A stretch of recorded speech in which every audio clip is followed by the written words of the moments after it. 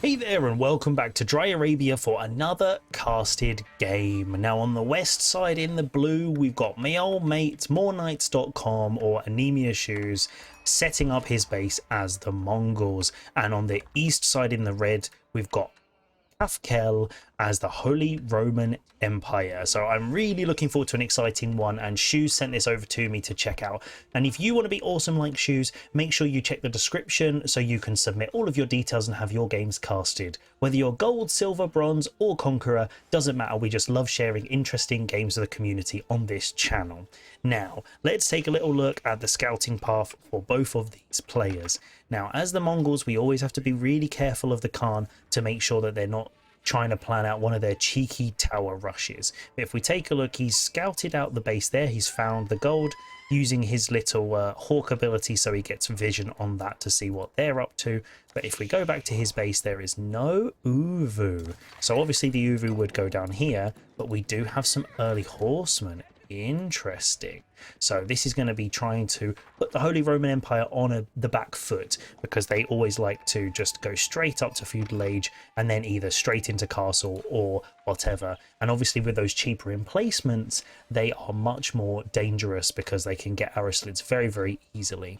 So the horseman is going to come over and try and hit that gold. If we check the rally points, we can see really nicely done. So he's got it set there with that A move. So anyone who doesn't recognize the colors there, that red line means it's got attack move, which means it's going to run there and hit the first thing it finds. So with the prelate running away for dear life, he's probably going to hit this villager on the end. So if we zoom in, let's take a look at that hit, and how quickly is Kafkel going to react? Is he going to notice? So there's a couple of hits already going in.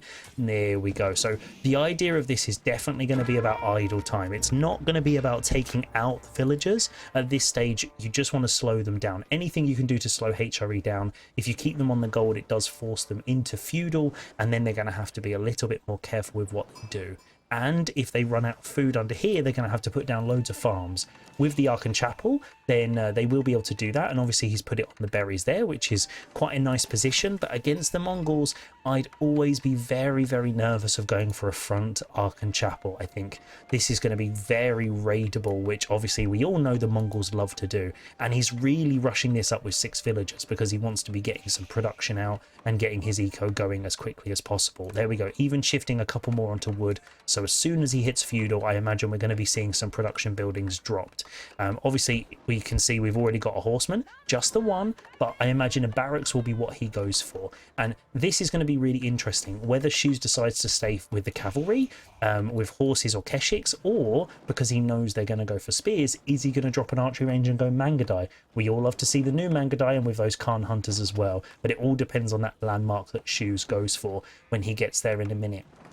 We can see from his base he's on the gold, he's on the food, and he does have his Uvu set up ready with the stables that's packed up and shifted over so it's within that range. So he will be able to double produce that cavalry if he wants it, or he's going to be able to shift it into something else. So I'm really interested to see which landmark he goes for.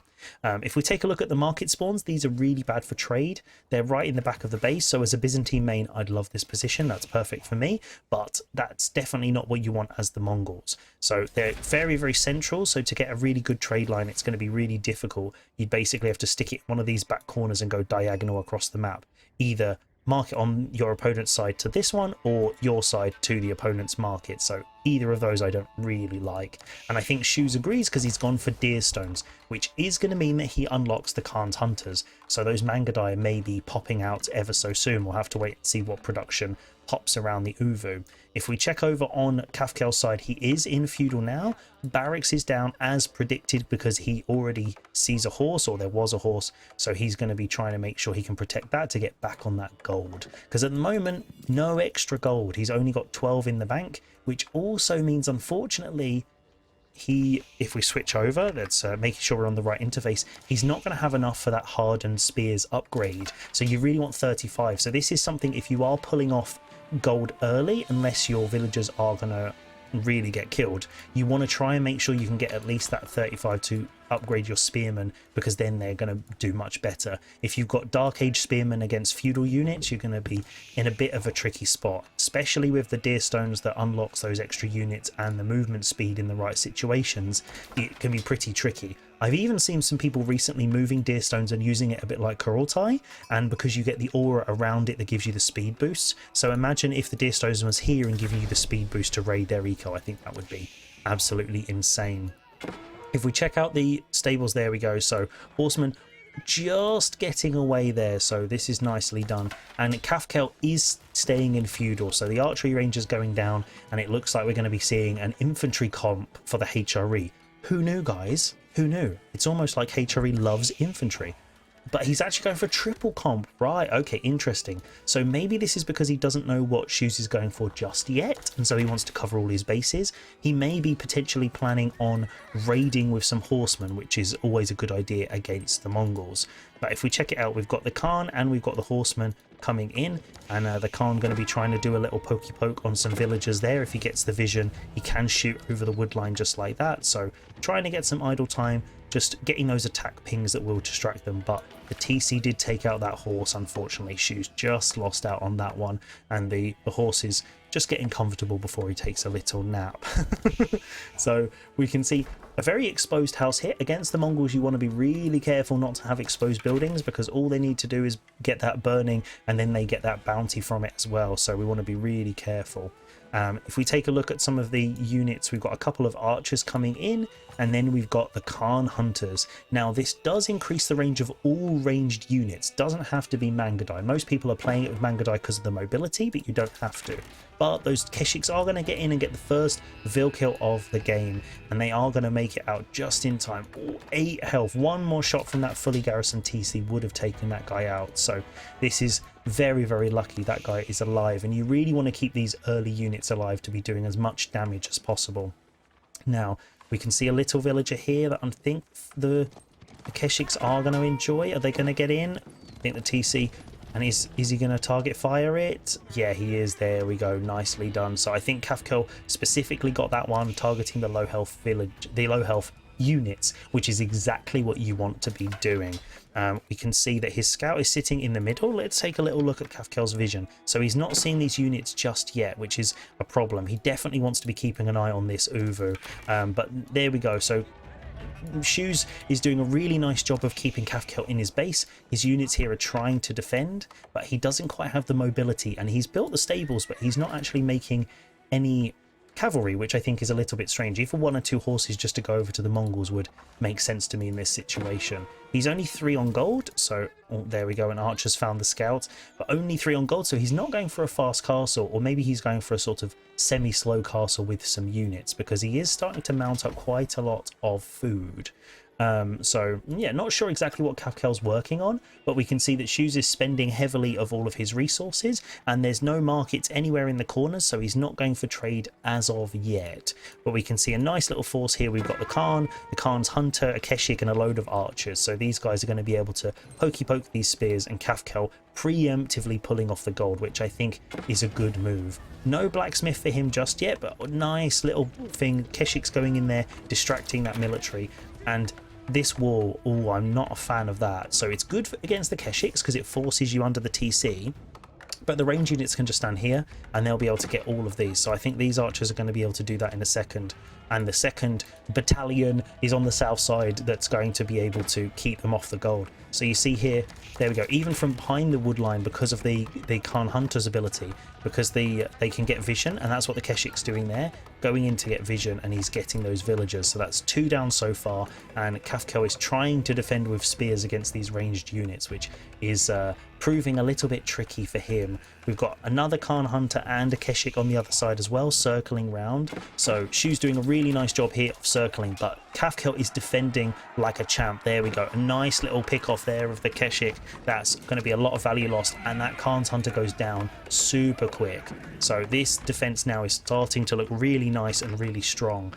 No towers or emplacements yet for Kafkel, and I think walling up at this point to stop them circling around would be a really good idea. Pulling that wall over here and down on this backside just to force them from one side would be good. But if we take a look now, with the Khan's hunters, the archer's going to be able to get them from there and focusing on those villagers instead of the archers. But you definitely want to make sure you're focusing on military so that they don't take out your units. Spears getting out of position, I think the Mangudai and the archers are going to be able to take those guys out pretty sharpish. But a nice little fight there. If we take a little look keep saying that, over at Shoes' base, we can see that he's going for a blacksmith and he's getting more production around there, and there is a market going down. Oh dear, Mongols doing Mongol things and going to be going for some trade. I want you to take bets in the comments where you think this market's going to go, because if it goes in this corner for this market, then I think we all need to tell Shoes that he needs to start playing a different Sith, and also someone needs to go and pick up this lonely little sheep. Don't worry, someone will find you later, mate. Back over on the other side, Mongol doing Mongol things. Tower going up on the back of the wood line as the cavalry are circling around. So this is nice. A big fight here on this side. All of Kafkel's units coming around. Is he going to find the villager? And there we go, the Khan popping that speed arrow so they run away, but the Keshiks are circling around, and he's going to have to be really careful that they don't get in and do too much damage to his eco while he's off fighting on the other side. So multiple raids on both fronts is going to be dangerous, but that's one Keshik down for Shoes. Is he going to lose any more? But he's pulling back in on the other side as well, dragging the army from side to side. This is going to be really hard to defend against now. Without any towers, these archers are getting huge kills now, and this is going to be a real problem for Kafkel if he can't stop these guys. Definitely some towers or some static defenses to stop them just circling around shooting everything, because Mangudai love it when you just have no static defense and you can let them cut you into oblivion. The men-at-arms are good, but with this ranged mass, they're not going to be able to take all of that flak in the feudal age. But, oh no, that's a bit of a slow pull out there. Those Mangudai are going down. Almost all of them going down, and the archers target firing those Mangudai. That's a really good shot. That's the one you want to be doing. Khan's hunter also going down, and so now the archers scrambling to escape with a Keshik on the back trying to get some damage on those archers. So this is now looking like a really good fight for Kafkel, and his military units, 31 there, starting to look a little bit scary for Shoes on the other side. But when you compare the eco, 38 to 28, this is actually looking pretty good from an economy standpoint for him as well. If we so we follow this fight, we'll see what's going on. So more HRE units streaming across, and I think this is where he's going to have to be really careful. If he lets all of his units be dragged out across the map like this, his base is going to be exposed, and that speed arrow letting them get away. Even with marching drills, they can't keep up with the Khan and his arrows. But if we check on the base, it looks like both players are going straight to the opponent's base. Mongols streaming across, not A-moved, so it looks like they did get caught by that men-at-arms there, but so there we go. So Kafkel is trying to defend, but he's also going on the attack. So double markets there moving out and just about to get caught by the archers and the spears. So he knows now that Shoes is going to be attempting to do some trade. Where he's going for, nobody knows. It looks like he's going to be setting up camp in this corner, but he has got units in Kafkel's base which is idling all of these farms. So this idle is going to do a lot of damage to him, but these villagers need to be really careful. The HRE, those super fast archers, are going to be going in, and the men-at-arms starting to do damage to those berries now. Is Shoes going to be able to react and save them just about in time? Kafkel not using those archers. Oh, if he'd have pulled those forward, he could have got so many villager kills. And this is now where the Mongols are going to struggle because they don't have defenses. Defender's advantage producing from the Uvu. If we can see, we have some double production on range units and a lot of production over here. And with the blacksmith, we can see there's some techs that have gone in. On Shoes' side, we can see scrap piles of towers that didn't quite go up, and archers taking on archers in the base. 17 kills now, Vil kills for Shoes at this stage of the game, which is huge. So 10 Vil difference overall. So it does look like that Kafkel, even though he's getting hit, is managing to keep up with his villager production.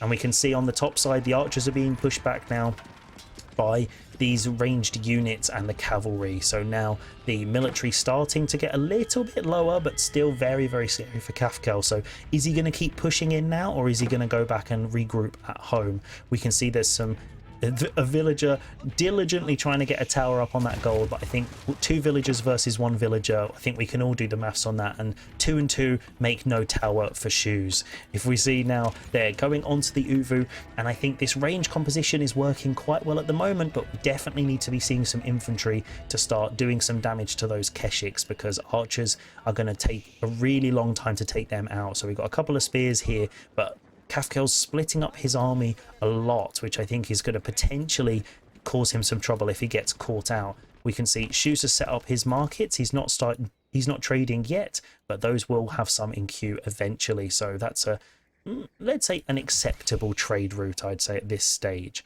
We can also see that Shoes is planning on going over here. I saw a little blue dot appear, so he's going to be able to go out on that deer as well, whereas Kafkel is playing it very defensively and trying to stick around to his base as long as he can with those Arkan farms. So let's go over. We can see the huge HRE mass, 40 units there, which is massive at this stage of the game, versus Shoes is measly 20. But if he can get some towers up and gets that Deerstone buff around Kafkel's base, then he's going to be in a really good spot. Tower is taken out by the base, and now, because Kafkel wants those berries, give me them juicy berries, so he's going to try and move out there. But is he going to get caught while he's doing it? Oh, the Keshiks coming in for a big hit on some villagers again, and then quickly making their escape. So are those ranged units going to be able to take out the spears before they catch up? That is the question. The Khan does have the speed arrow, but you want to use that for retreating, and those Mangadai and Khan's hunters are getting taken out by the ranged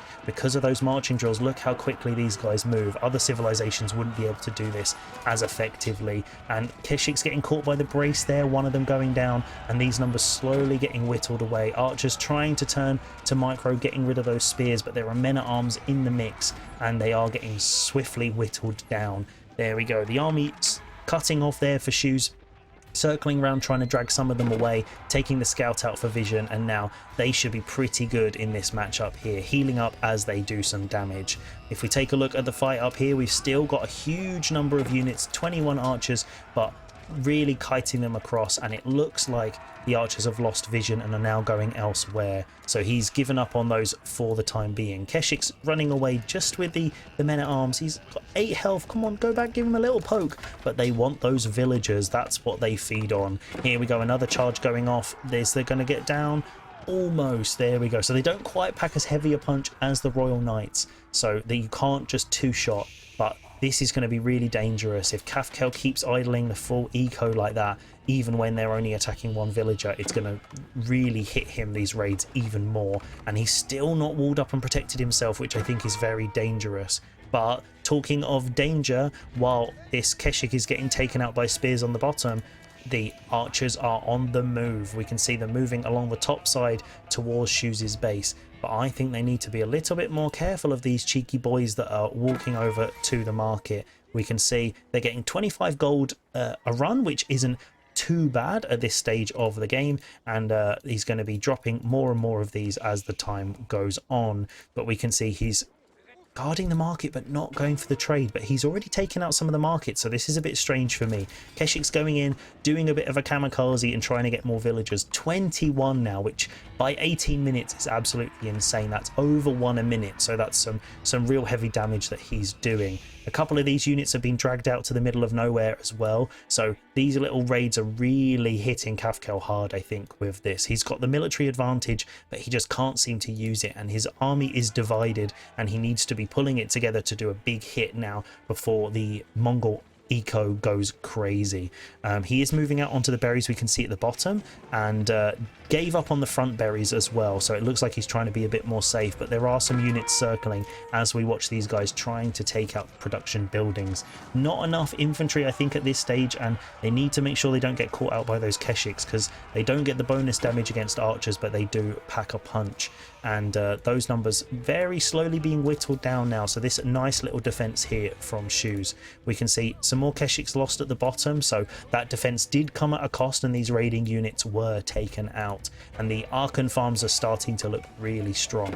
If we take a quick There we go. Let's go back over here to the action, but let's take a quick look while we're doing this at the income per minute, and then we'll flick back. I know until we get to castle, everyone loves to see the villager count, but I just wanted to see how we're looking overall, because the Arkham farms are looking good, but Shoes is actually ahead in this case, and his gold is really starting to pick up. So Kafkel is going to have to know that he's in trouble, and he's going to have to try and make up that eco loss at some point. Whether he tries to go for a delayed TC or something like that, or some trade of his own, but I think a TC at this stage probably would be the right call. Maybe just gathering up some stone and then putting a TC here just by that gold vein would secure it, but he's going castle instead. Regnitz Cathedral, the classic HRE play. The Burgrave not really going to cut it, and he doesn't have the eco to sustain it at this stage. If he can get some relics, that's going to really turn the tide for him. But Shoes must know this is coming because it's HRE, and they're always doing that. And from his eco, he's going to be going up to castle in a second as well. I imagine we'll see the Kurultai. Whether I'm right, we'll have to wait and see. But finally walling up, I think this is very late, and it's still going to let Shoes in. He should have done this way before he got to castle, in my opinion. But as someone who always forgets to make my own walls, that's you know, something I appreciate. Shoes being very defensive there. This is, I think, is a classic play. He wants to go up to castle age, and so he needs to go back to defend. He also can't build walls, so unlike Kafkel, which could finish these walls, doesn't look like he is. He looks like he's cancelled those now, but yeah, he's not going to be able to defend that way. So both players going a bit more defensive as they're in their base, with a little raiding party here from the Mongols, and this is where this damage is really going to start picking up. That ping has come through, and literally the second he hits castle, he's moving out with his main army, guarding this relic at the front. So looking at the spawn of the relics then, we haven't really paid much attention so far, but it's looking very Kafkel favoured. There's one right at the back over by these resources here, which Shoes is hoovering up like a good one. So this one, but apart from that, there's three right down the centre, ever so slightly closer to his base, and there's this back one, and it looks like he's going for that one first. I'm not sure that's the one I would go for personally, but if we take a little look, he is trying to get the front one at the same time, and Shoes knows what's up, and he sent one Keshik, but one Keshik against 50 units is not going to do it, I'm afraid. But the Kurultai has finished, we're in the castle age, and we can flick over to the income per minute to see what's going on. Let's check the trade forecast. We're up to... Let's flick over to his UI, and we can see we've got 5 traders so far, so not a huge amount. We're hitting tier 1, which is a nice little buff to your food eco, because you're going to be getting 3 food per trade. And as the archers coming in, getting those villagers over the wood line again, 23 down now. Oh, didn't realize you could highlight the wood, and they've got different types of trees. You know, the stuff that they spend their energy on in this game is always interesting to me. The one that I love at the moment is that you can click this. Ooh, you get a little buzz. But, you know, simple things, simple boy. And we can see now that Kafkel is shifting around, trying to reposition. I'm not sure where he's going. I'd be very nervous of moving to this top side over here, away from my base, unless he's trying to secure the deer, or he's trying to make sure that his villagers can finish this wall. No gates in here, so that's going to cause a problem if he needs to rotate round, so hopefully he drops one in the center here while he's building it. But Shoes is defending these relics like a champ. 2 in the bag for Kafkel at the moment, which is going to be really helping his gold eco, but he wants to be getting some more. We can actually see that he is trying to guard both of these, this one down here, and he's already got his villagers there, so we may be seeing a big knife pull from the villagers if Kafkel goes for that one. But keeping the military on the move, the more he distracts these guys, the more relics he's going to pick up if he gets them. So we can see 1 in queue, and Kafkel has got 3. So if we switch over, let's see where his guys are while these Keshiks are about to get skewered like kebabs. So 1 down, another one braced. So one of them is sitting there waiting to get it, but he's definitely not going to be able to do that. Okay, I'm not sure exactly what that scouting path is there, but we'll see. We can also see that the Keshiks have found damage on that back wood line because there's no wall stopping them running around. Just a little short one here, Kafkel. That would stop them going all the way very easily around your base. But we can see one here has stopped taking a rest by the Regnits after dropping off a relic. The other one's trying to get it, and that's it at this stage. The other one is in the Archon, of course, giving that buff. But Keshik's in the farms, 26 villagers down, while the military is out of position, chasing down these units, slowly running away. The Mangudai just popping off those spears, and a prelate being taken out by the Keshiks. So this is not what you want to be losing as the HRE. Now, all of this infantry out of position, and oh, they've split up, so the archers are going to be able to take them out. Oh, that's a massive hit for the HRE army. And this is where I think it's really interesting that Shu's military numbers are lower, much lower, but he's using them really effectively to drag Kafkel's army around the base. So this is where Kafkel's going to have to start being really careful that he doesn't get pulled out of position like this, because here he's got really slow moving infantry, he can't get anywhere. And while he's doing that, all of his berry villagers have just been taken out by this, the MVP Keshik of the game. 36 kills, it's going to be 37 unless those spears can get in quickly enough. But one taken down, and I think that Keshik has served us very well. And there we go, that's the end of his watch. The HRE mass is coming against the Keshiks as they go, but because they are cavalry, they are still running around. So this is where I think maybe some cavalry, some lancers or some knights would really help Kafkel at this stage. Keshik trying to stop them taking the relic. Oh, there we go. The prelate's queued up. He's going to run over there, and this is something I absolutely hate when it happens to me. So the prelate's going to run here, and then he's going to stop and run straight back because he didn't pick up the relic, and you won't know until you get back and you didn't have it. But Kafkel, risky business. This, I don't know if I like this. Swabia, 25 minutes. He's got the military advantage. Whether he's going to be able to hold for the Swabia to then pull him back into this game. He's 30 villagers behind at this stage, which is a massive difference in eco, and Mongols are trading. So if we flick over again, we can see up to 7 traders, only 2 markets, so not crazy trade boom, but we can see the little castle moving across. Kurultai is moving into position, and Kafkel is finally trying to wall up. But again, I think if you hit Imperial Age and then you try and wall up, Shoes knows you've just spent a huge amount of resources on that age up, so he's going to be looking for it, and we all know it's going to be the Swabia, so he just needs to find that and make sure that the villagers popping out of there don't last very long. And these guys slowly shifting around because there's a crossbow with them, so they're just trotting, galloping through, slowly loving life. There we go. So that little hit told him where they are, and the Keshiks are going to go and find some damage. So there we go. There's the gold here and the wood line. Oh dear, this is really not good. But there we go. So they have garrisoned in there, and the spear's trying to chase them down. Oh no, they've gone for the TC. Oh, that's really not what you want. But there we go. The sacrificial Keshiks have done their job, distracting the army as the Kurultai pulls in, and double mango. Is he going to get the shot off? Is he going to do it? Oh, the Mangos are really trying to get a hit, but are they going to get the villagers? Oh no.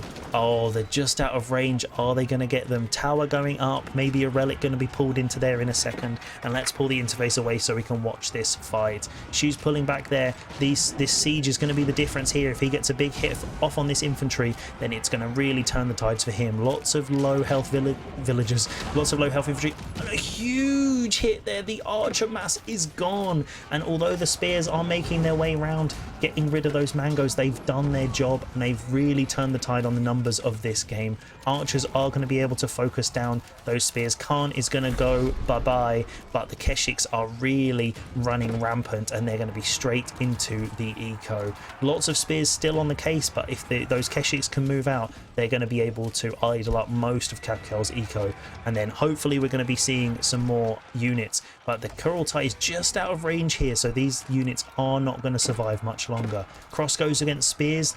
Those spears are going to end them very, very swiftly. But if we pull out, let's take a little look. 40 villagers down now, and even more about to go. Towers finally being dropped for Kafkel, and it looks like he's going to be trying to get those Imperial upgrades, those cannon emplacements, which are cheaper for the HRE, but he's only got enough for one at this stage, and I just don't think it's going to be enough just yet, because he's lost that huge military advantage and he's still 35 villagers behind. So Mongols are still doing an amazing job of keeping the numbers down, even with Swabia printing a villager every 7 seconds, which is pretty incredible.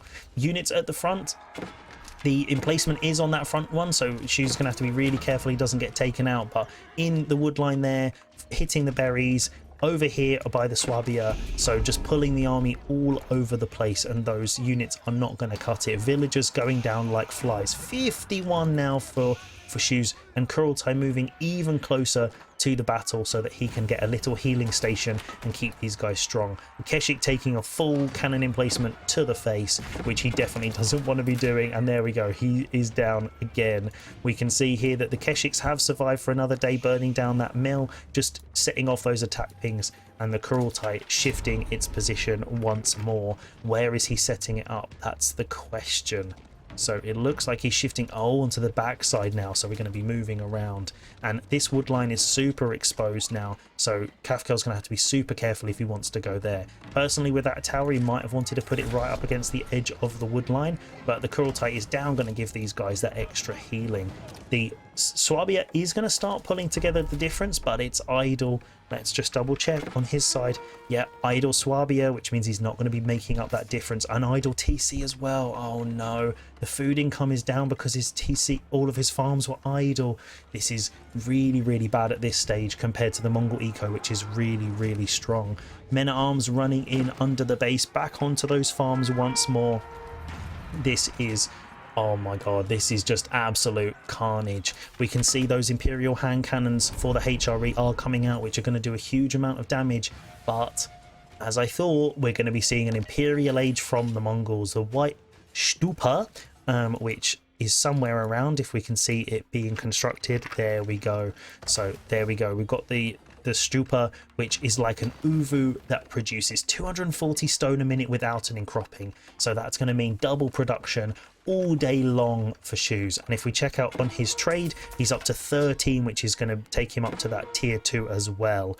If we take a little look, Keshik's running around like crazy on the backside, getting even more villagers, keeping that number down, only 57 even after having Swabia for a long time. Hand cannons really pumping and taking those guys out. They are both Imperial now, and we just got to wait and see those upgrades coming in. So we've got the range damage for the Mangdai and the Khan being reduced so they can run around the base.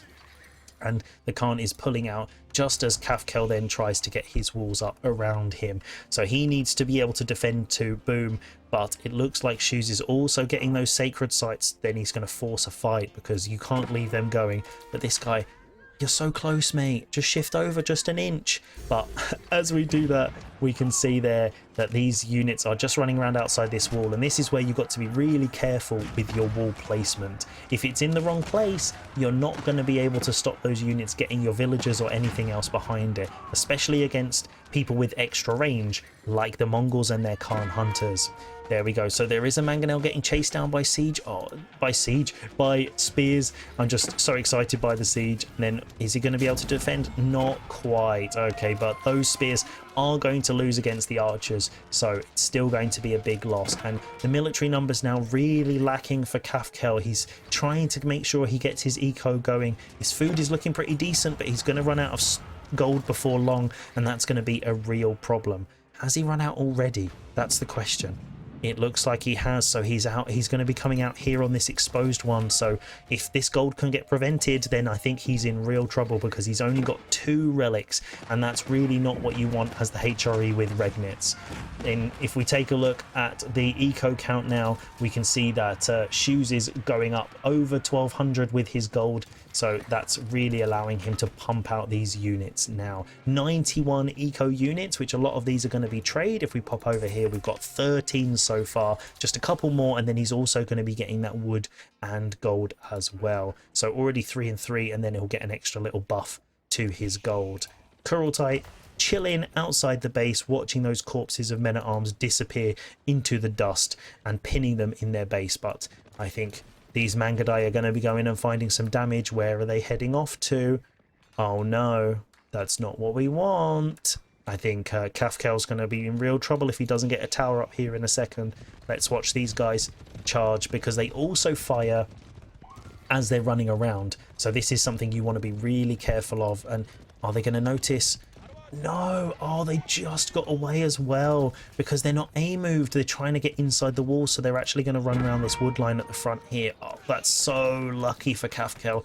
It's so lucky, but it looks like, oh, they've seen it. They know they're getting chased and they're pulling off the gold. No towers or defenses. Oh, that's such a shame. These Mangadai could have got a huge hit on those guys if they were A moved, but they didn't quite see it.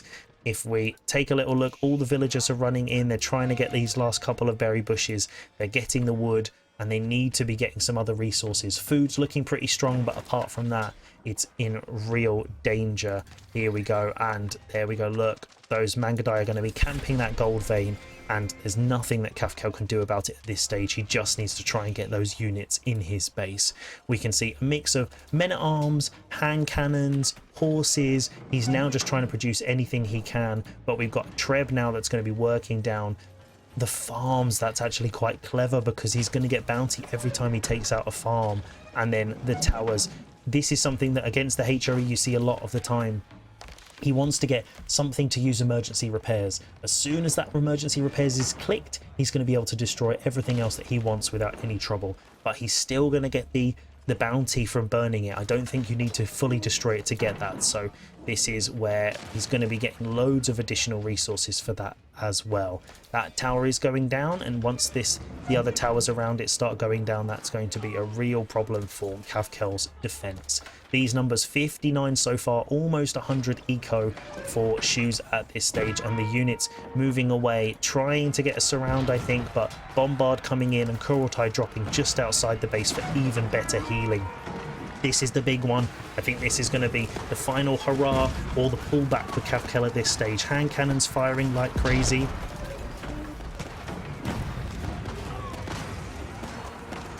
Oh, a big coughing fit from me there, but it looks like those HRE units are just not going to be able to survive. With the crossbows in the back, hand cannons, and the cavalry at the front. It's hand cannon, ranged on ranged. Bombard is destroying everything in its wake, and it's going to go for the hand cannons next, I think. Huge hit, Keshik coming in, and it looks like those HRE units are just not going to be able to pull it. Fighting under the healing of the Kurultai is really not where you want to be.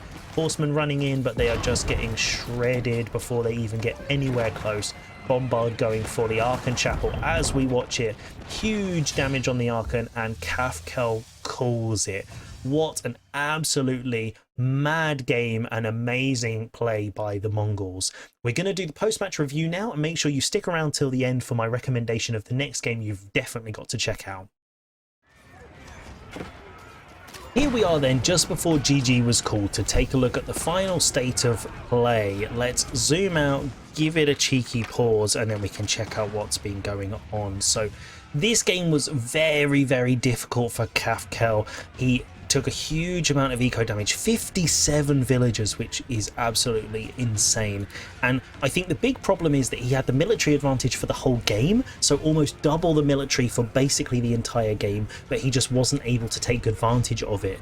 And Shoes did a good job of continually pressuring with those small numbers while building his eco in the back. So if you compare the eco now, at the end he's got almost over 1,000 a minute extra gold, he's almost on the same wood and almost on the same food, and he's also getting all of that extra stone as well from his landmarks and the Uvu. So his eco is absolutely going crazy, and we can see that he's also got his eco techs as well. Something I noticed as I was rewatching this, coming back to this part of the game, that Kafkel only got wheelbarrow and forestry. Not sure why he got forestry, but that's a different story.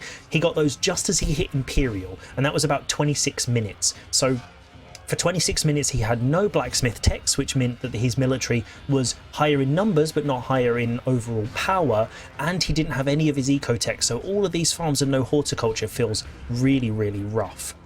He also was in Imperial for like 10 minutes, and he's only just been able to sort of stabilize villagers, considering these pop out every 7 seconds and they're significantly cheaper, and he could also still be producing from his TC as well.